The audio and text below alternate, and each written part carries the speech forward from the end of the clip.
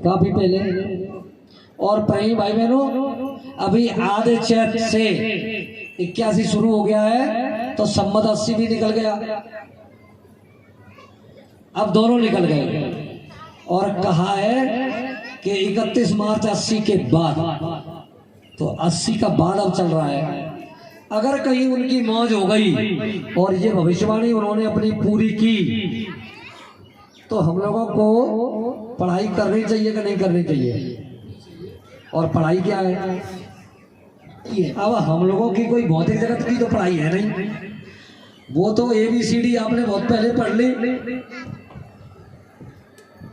भाई। किसी ने BA किया, किसी ने MA किया, किसी ने कोई डिग्री की, किसी ने कोई डिग्री की, वो सारी डिग्रियां समय के हिसाब से हो गई। अब वो डिग्री करने का समय तो बच्चों का है, लेकिन कोई कोई बुढ़ापे की तरफ जा रहा है और कोई कोई अभी थोड़ी अवस्था इसकी ऐसी है कि ना बुढ़ापे की तरफ है ना जवानी की तरफ है। लेकिन यहाँ तो कहा गया था अभी थोड़ी देर पहले कि कर ले निज काम जवानी में, तो ये तो जवानी में ही हो सकेगा। लेकिन प्रेमी भाई बहनों, हताश होने की जरूरत नहीं है। जो वृद्धावस्था की ओर जा रहे हैं उनके लिए भी बाबा जय गुरुदेव जी महाराज ने छूट दे रखी है, और सब्सिडी से काम ले लो। ये सब्सिडी आपको दी गई है, जो छूट दी गई है वो इसलिए दी गई है कि तुम लोग भी थोड़ा बहुत कुछ कर लो। ये तो 1 घंटे बैठ करके एक आसन से साधन भजन कर सकते हैं, और बुढ़ापे वाले नहीं कर सकते। अगर तुमने थोड़ा सा समय निकाल करके और 10 मिनट कभी, 10 मिनट कभी, 10 मिनट कभी, इस तरीके से भी अगर तुमने 1 घंटे का समय दिया, तो बाबा जी ने कहा है अपनी भविष्यवाणी में कि तुम मुझे 1 महीने करके दिखाओ, और 1 महीने के बाद अगर उस परमात्मा की चेतन सत्ता का इजहार ना हो जाए तो बाबा जी को बाबा जी मत कहना। जय नेम जगावत प्रेम को, और प्रेम जगावत जीव, और जीव जगावत सुरत को, तब सुरत मिलावत पीप। तो इसके लिए प्रेमी भाई बहनों, थोड़ा सा नेम टेम की विशेष आवश्यकता है, नियम संयम की विशेष आवश्यकता है। यहाँ खान पान का संत मत में बहुत बड़ा महत्व होता है। जिसका खान पान ठीक नहीं है उसकी साधना कभी नहीं बन सकती, चाहे वो लाख प्रयास करे। सात्विकी भोजन का होना साधक के लिए परम आवश्यक है।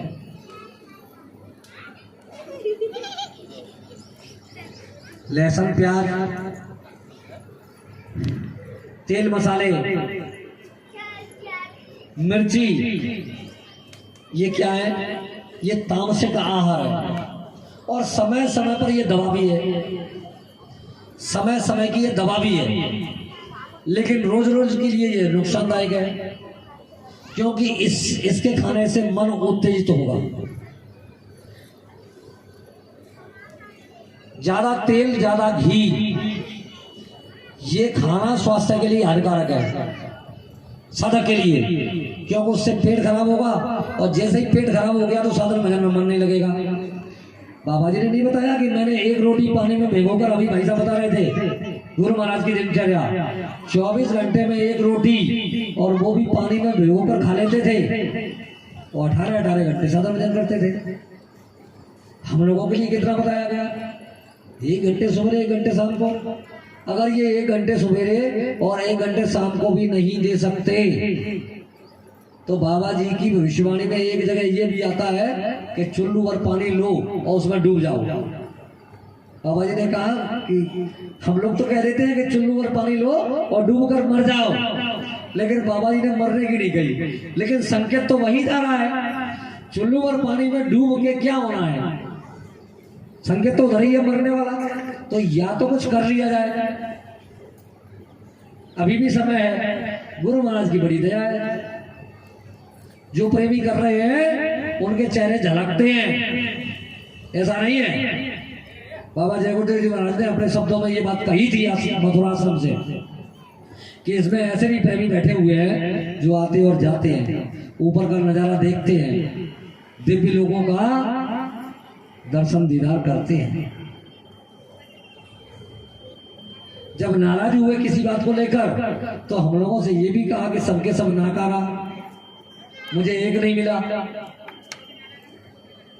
तो हमारा भी कुछ उत्तरदायित्व बनता है कि भौतिक जगत में हम बाबा जय गुरुदेव जी महाराज का साथ दें।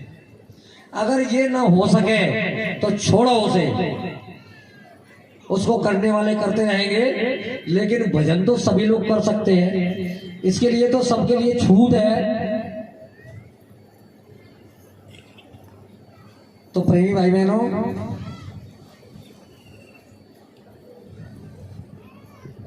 इस कालमाया के देश में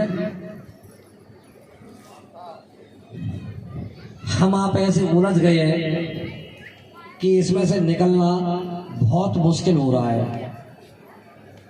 ऐसे बंधन पीछे लगा दिए गए हैं, उस बंधनों से मुक्ति नहीं मिल रही है। घर गृहस्थी में बहू के लिए सास का बंधन है, सास के लिए बहू बेटे का बंधन है, या किसी और का बंधन है। सत्संग में भी जाते हैं तो तमाम ऐसे प्रेमी भी हैं जिनकी रिपोर्टें मिलती हैं कि घर के कामकाज को तो कुछ देखना नहीं, और यहाँ घर में तो भजन किया नहीं, अब वहां चल दिए मतलब ओढ़ ओढ़ के चद्दर, मतलब ये साकार के प्रचार की और ये जैकेट की दिखाने के लिए। तो प्रेमी भाई बहनों, अच्छे काम के लिए अगर कोई व्यक्ति जा रहा हो और उसे किसी भी तरीके से टॉर्चर कर दिया जाए तो उसका दिमाग खराब नहीं होगा? उस दिन उसका मन लगेगा सत्संग में, वही बात याद आएगी।